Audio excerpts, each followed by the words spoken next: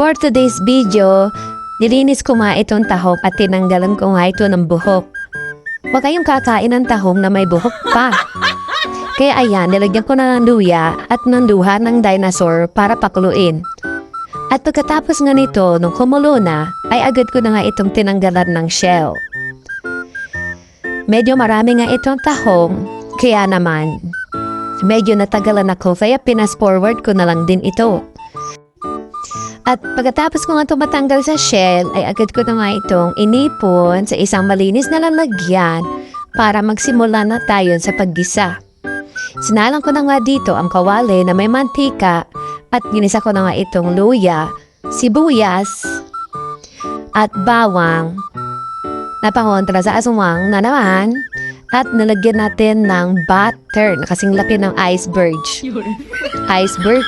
Ganun yata yun. Lalo-halo ko na nga yan dyan sa kawali hanggang sa mag-golden brown.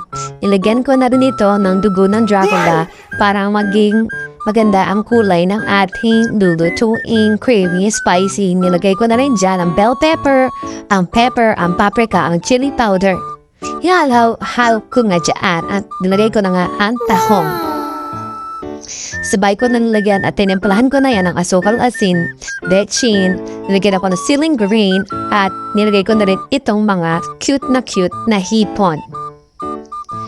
At pagkaraan yan, nilagay ko na ang cheese para maging cheesy ang ating cheesy spicy tahong with shrimp. At ayan na nga, nakaluto na nga tayo, ganun lang pabilis at tayo ay kakain na. Kaya salamat po sa panonood sa aking video. Don't forget to comment, share, like, at subscribe sa aking YouTube channel at pakipollow na rin po ang aking page. Salamat! Kain na po!